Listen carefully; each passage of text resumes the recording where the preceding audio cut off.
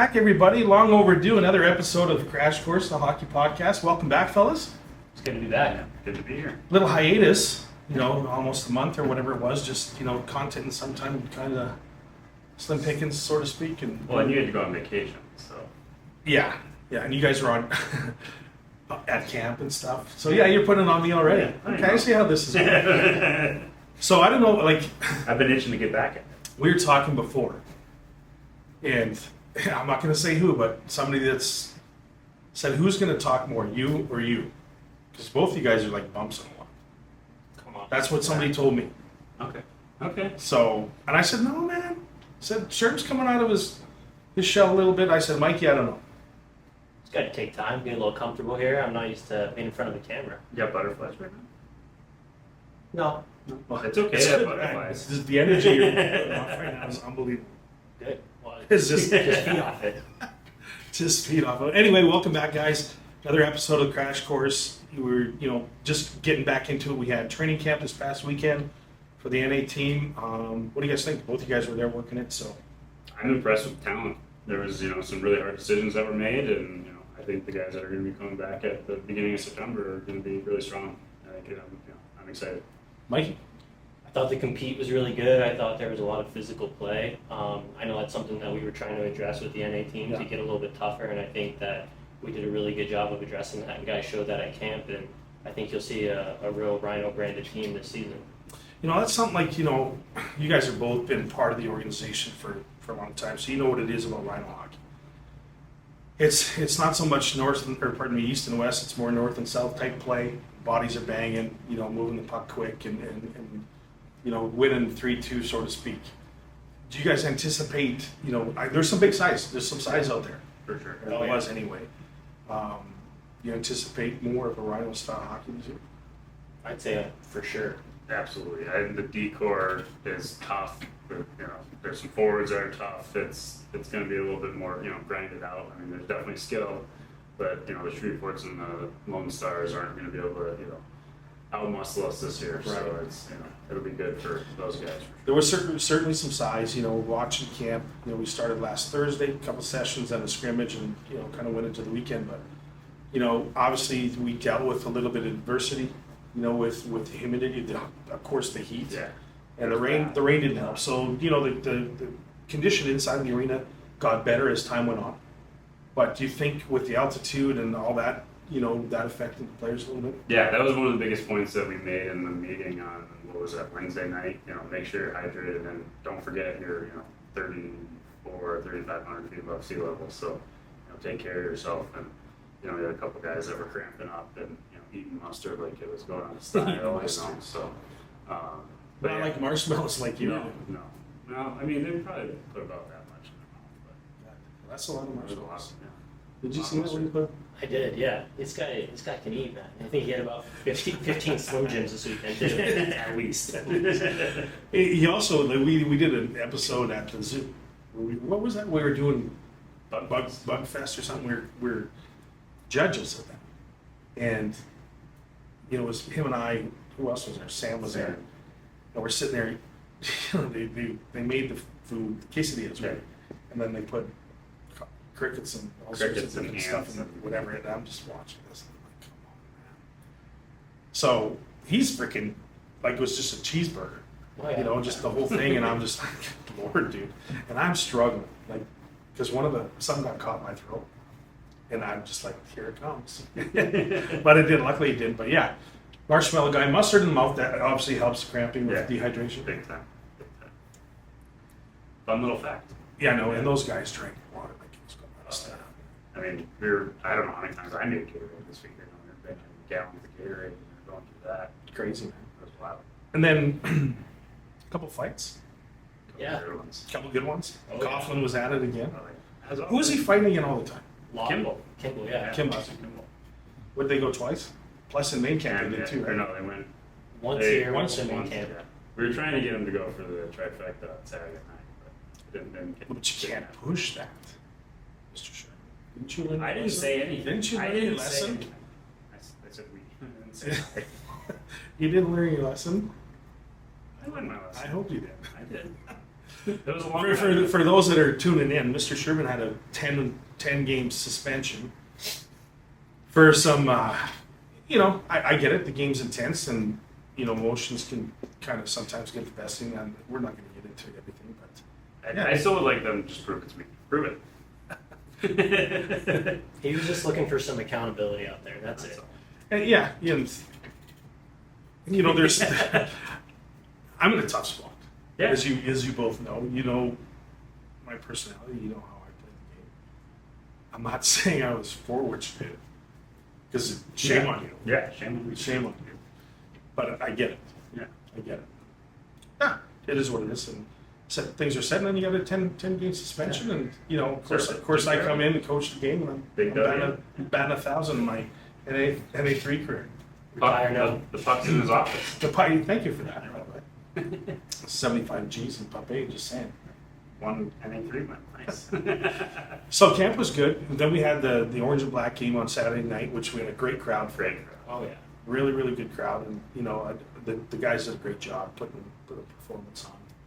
It was good. Yeah. It was close. It was up and down the ice, and a little physicality. It was good. Goaltending, it was Goaltending really was solid. really good. Yeah. Hodge is pretty good, man. Yeah.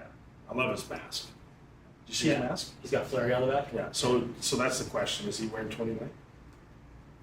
I don't know. Question is he going to be allowed to wear 29? I don't know. It's a good question. Her and I were talking about that. Her was like, somebody's going to want to wear 29 now? I'm like, chances are. But hey, somebody's going to be wearing 30 or 31. Yeah. Fair's fair. I'd rock a 31. You seem like a guy that would rock 31. Kind of built like a 30. Oh wow! Here he is. Taking shots from them. You know what, Mike? I'm gonna talk about you a little bit. I'm never gonna live this down, and you know where I'm probably going with this. So my daughter plays. Most of you know, and I'm thinking she's gonna wear 25. Good numbers. Good numbers. Absolutely. And The best. after one of the Rhino games, I'm coming down the ramp. My daughter's talking to you, and guess what number she is? Number 7. What number were you, Mike? Number 7. Yeah. So my daughter wears number 7 because of this guy. Yeah. And it is what it is, and I'll never live it down. But I got him back. So Mike was having a baby shower, and we were over at his house doing this little, we had to decorate a little bit onesie, right? Onesie, yeah. Little onesie. And so I'm on the back, Rivera, 25. I'm sure that went in the trash about as quick as I finished. Still got it. Really? She never wore it. We still got it. That's good. You might want to frame that. Keep it up. You want to sign it for us? I can do that for you. All right. But yeah, Auction so it. We it's could just auction kind it of off at a game. an auction. There, you could probably get some money for that. Hey, Buy some diapers. Oh, She's she's all out of set. diapers now, right? no, not yet. But we're working on that. It's a process. Yes, it Yeah, it is. Yeah, so I'm glad you guys are going through it. I'm over it. Now I'm going to be wearing them. Yeah, I was gonna say you're getting close to wearing them. So training camp went really, really good. The guys came in out of town, and it was ran like a pro camp. Stayed at the hotel. It was video meetings, dry land, workouts, interviews, the whole process. Team building. Yeah. Team building. Any bad apples in the group? I wouldn't say there's any bad apples. There's a couple guys that didn't fit the Rhino mold, but I wouldn't say that they were bad apples. I guess maybe bad apples is a bad Yeah, choice. of I words, would say that there wasn't any bad apple. No one that I was like, this kid, not a chance. But there were some kids that just didn't fit the Rhino mentality. Yeah, and I think that's what the training camp is for, so that we can see hey, is this for you? Yeah. And is this a place you want to be? Because it's a tough environment to play in. That's the way we do things, and so you test the waters and see if it's for you. And this place is not for everybody. It is not. It truly isn't. Just the fact that it's very demanding. And we get 2,500, we sell out 95, 97% of the time. And yeah, it's cool, but it also brings an added pressure to you. Because if you're just like our organization, if we suck, I promise you our phones are ringing, there's emails, and what's going on, and we got a lot of diehards, which is awesome. Yeah, But it has to trickle down on the players. for sure. And everybody loves to play in front of the crowd, but it's an added stress. And It's all a process. pressure's a privilege. I was gonna say, it's no fun playing in front of a crowd when you're not good. So No, you were part of that, weren't you? You're 10. Year 10 what? Which year were you playing? 2010 through 2013. So that would have been 10. When was your 10? So we started in 06. So 16. 2016. That was rough. Oh, the year with the X logo. Yeah. Yeah. Yeah. The 10. Everybody, year 10 around here was not good. It was almost like year 1 with the NA. Yeah. You know, just a lot of not used to not winning. You know, and going through the process, you know, from going from tier 3 to tier 2, just everything changes as far as expectations. And yeah, the hockey minds are all part of it. You know, there's a lot of knowledge under this facility, the roof. But, you know, when we had year 1 with the NA, man, it was an eye-opener for him. Just as far as things that we needed to do, the type of athlete that we were bringing in. Not to say there's, you know, anything wrong with the NA3, but it's just different. It's a different athlete. It's a different athlete, and you know, most of the guys are looking for tier 2, or pardon me, Division 1 scholarships on the NA side. NA3 is a Division 3 type deal, so there's a lot of demand on both sides, and it's tough. Yeah. Absolutely. It's tough. What else? So one of the guys reporting September 1 for the NA. Yep. September 5th Fifth for the NA3. Yep. What do you guys got in plan for them when they come in? All sorts of stuff. Last year we did, you know, a lot of team building, trying to build that culture immediately. Yeah. You know, like we did hikes, we played kickball, we did all sorts of, you know, team events. But you know, we're gonna run to the Commonwealth. They're gonna be working out. They're gonna be, you know, getting in shape. They're gonna be going through systems, video, on ice, off ice, you name it. We're doing it. It's a grind, man. It's a grind. They're long days, but you know, last year paid off doing it that way. So I think doing it again this year the same makes sense. And Yeah, for sure. start off. You know, there this go. the schedule obviously for the NA3 is a lot better, in my opinion, than it was last year. You know, just as far as days off and things like that, it's more even across the board, so to speak. Guys come in on the 5th, we get right into it, and we're going to have a team event, like both teams are going to be together. We do a barbecue, meet the fans and type things. And I don't know the exact date, but we scheduled so both teams can be together, which is really good. And, you know, our Booster Club and Bill families put a lot of work into it, and we're grateful for everything that they do. So it's just a welcoming thing for the guys, which is really cool. The NA gets on the road right away, and they're gone for a while. Yeah. It's just a wonderful schedule. And then the NA3, you know, kind of follows up with that. First game at home is September 20th. 20th. I think it's promise. Yeah. Yeah, that's the way to kick it off, eh? We kicked it off against New Mexico last year. So Yeah. hopefully this kickoff is better than that kickoff. Yeah. Oh, yeah. But, you know, last year for the 83 is a good season, man. Like, you know, made the playoffs, made into, you know, did good. Came up a little short. Yep. You know, which when you don't win, everyone comes up short, right? There's no way. Oh, yeah. If you don't win, it's an unsuccessful season in many minds. You know, I think it's as bad as it is. You know, obviously I hate losing, but you know, the guys that are coming back are going to be hungry because you were that close, and you know, now you want it. You know, unfinished business. So Yeah. time to get to work. Without doubt. And then, you know, Mike, I know you came from the collegiate level. Now you're back to you're back at the junior level, not back, but you're now at the junior level. What do you see differently as far as your preparation from the collegiate to now junior? I think one of the biggest things is that with the kids coming into college, they have a little bit more of a foundation in terms of their habits and their structure from what they've learned from junior coaches. Not knocking any midget coaches, but depending on where a kid played, they might be a little bit more green. Right. May not have been taught the things that are necessary to play the way that we want to play. So I think the heavy lifting's up front, teaching them the habits, teaching them to play the right way. But at the same time, what I've noticed is that kids are a lot more impressionable because they're still really hungry at this age to try to either make it to the NCAA Division III or in the NA's case, the NCAA Division I level. And so that hunger, it's easier to push a kid, it's easier to get the most out of them when you can kind of dangle that, you know, that scholarship, that opportunity in front of them. And so I'm really looking forward to that. You know, it'll be. I think with the added knowledge that you can bring as well, because you were at that level with the connections that you have, you know, helping out the players to get to the, you know, the connections from both sides, both teams. Yeah, for You sure. know, because I think it's really, really important to bridge that gap and to educate the players when they take that next step, because it's tough.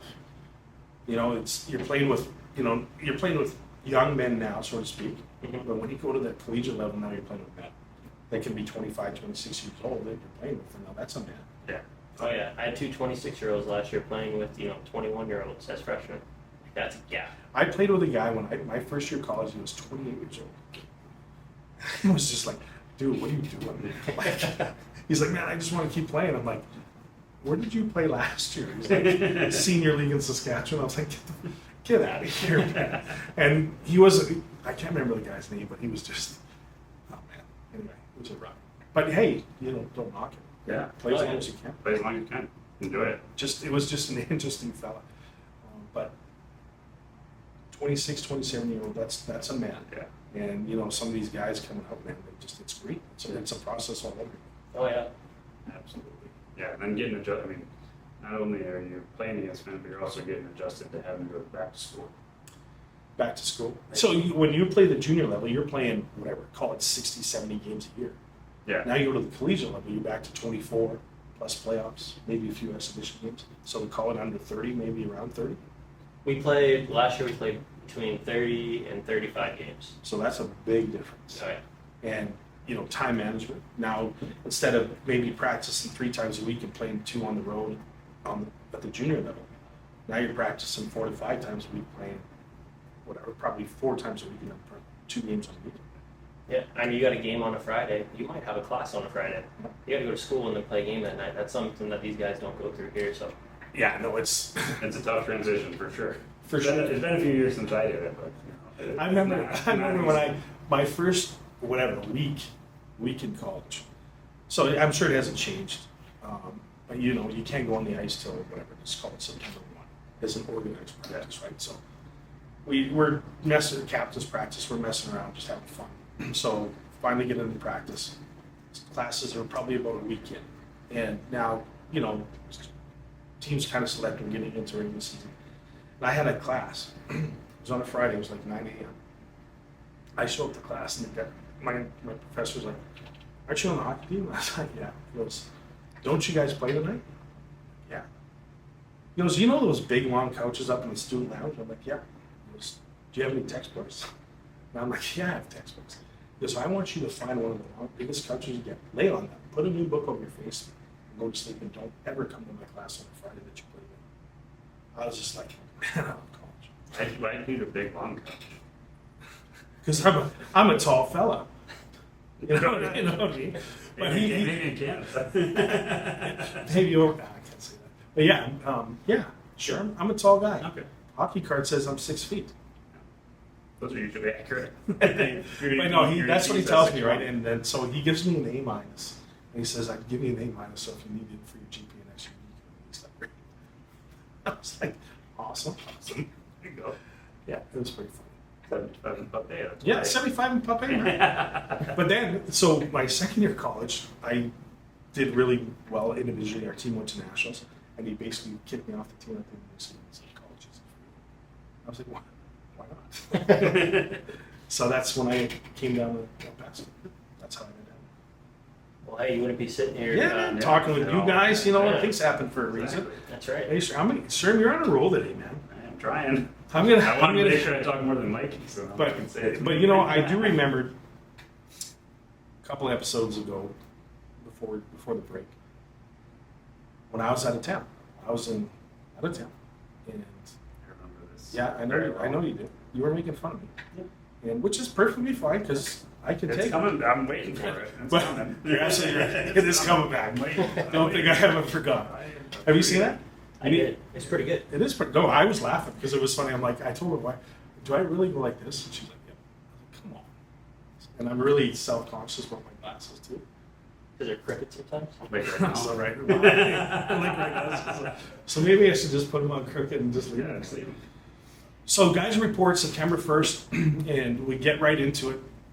I know the fans are really, really chomping at the bit. There was a lot of questions, during the orange and black game, and there's multiple reasons why we do that game. Obviously for the players, for sure. Yeah. It's for evaluation of coaches. Obviously do it for the fans, but it also gives us an opportunity to do a dry run, so to speak, before the regular season For sure. on the building side of things.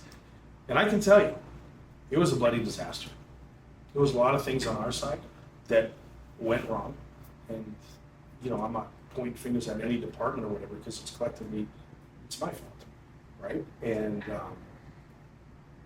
there's just a lot of things that you guys probably don't even know, Right. which is a good thing, right? Just, I only heard good things, so No, but just like we try to be perfectionists, which is impossible because I believe that's impossible. But you try to come as close as you can. absolutely. And when we're doing things and just the communication part of things, and we're just one thing happens and another thing happens, it's like, God dang, this is like our first time doing this. You know what I mean? So, and that's another reason why we do it. So. It's just like the guys getting back on the ice. Yeah. Gotta knock their rust off. Knock the rust off, but man, I tell you, it's like we haven't done it for a while. Yeah. The rest was pretty thick. We needed some strong CLR. Need some coke. But and that's another reason why we did it. And, with having it, I think it was like 103 in here. It was pretty hot. Saturday, man, it was brutal. And then we had 2,000 people in here, and I was glad the weekend was over. And I'm sure everybody was. Just the fact, like, man, this heat needs to leave. It needs to go. Yeah. But it wasn't that bad last year. I don't remember it being Yeah, that yeah, this yeah. year. I don't remember it being that hot last year. But last summer was way hotter than this summer. Right. So I don't know. We Didn't just- it rain though, and like all the humidity, and that's what really. This year? Or Yeah. last? Yeah, it was the rain, but it also, like, it's the heat too, like, because you're right, the last summer was, how many over 100 days did we have last summer compared to this summer? I don't even think it's been 20. Like, I don't know, I haven't paid attention. I just don't feel it as hot. Yeah. Now, was it as hot at the wrong time? Probably. Yeah. Yeah. You know what I mean? And the rain just kills it, and the humidity. And I know Herm and the guys did a good job getting out of it. I know we had to adjust the schedules just because safety reasons, just conditions in the building with the heat and the humidity. Yeah. It's not good for everybody. For sure. Just for all you youngsters out there, make sure you stay hydrated. It's huge. Can't catch up. That's the biggest thing. You got to do it before. As you get here, you start losing fluids. If you weren't hydrated before, there's no catching up. Like, that's the hardest thing to do. You guys ever had heat stroke? No. I've had it twice. And I don't ever want to. Dude, it's like, you're right, like you can't catch up because you can feel it like in your dry mouth, and you stop sweating, and it just comes on like that, and it's coming out both ends, Yeah. and you can't even lick your lips with water, and it's coming back up. Like, it's just horrible. The only thing you can do is get IVs. And, depending obviously how severe it is, like one of our guys is still feeling the repercussions of that, and hopefully he's okay without names, but it takes time. Oh yeah. And it's nothing to mess with. No. And it does happen quick, because I can tell you, anybody who was struggling, an hour before that, they looked perfectly fine. Yeah. And all of a sudden, just like that. Yeah. And then, it's just preparation. Like, I don't know how you obviously you want to, drink fluids as much as you can, but like, you can also only drink so much fluid, before you start feeling sick and bloated and all that kind of stuff. Can't just be water either. Like, it needs to be like, Electrolytes. salts, electrolytes. But yeah, it's nothing to mess with, and when the guys return in September, I think it'll be good just due to the fact that the heat hopefully is leaving and the rain has moved on. Yeah. But now then they're also prepared for it. They Yeah. know what to expect. And, hopefully, the week before they're loading up on all that stuff. And making sure they're good to go. It'll be fun. I'm certainly excited for the season to start. Like everybody, I don't care what anybody says. So, Whether you're a player, a coach, myself, whomever, yeah, you're sad that the season's over, but you're also like, let's. And then right around this time, maybe a week or a month ago, man, I can't wait for the season to start. Because summer sucks. I hate summer. It's the most stressful. It's the most work. Yeah. It's not fun work. No. And it's a different grind. People always say, "Oh, what do you do in the summer?" I'm like, I hate summer. Because it's just a different grind, and we all have jobs to do, and we all have responsibilities to do, and no one's greater than the other. It's collectively, and and recruiting today's age is not fun. It's not easy. It's a battle. There's so many teams.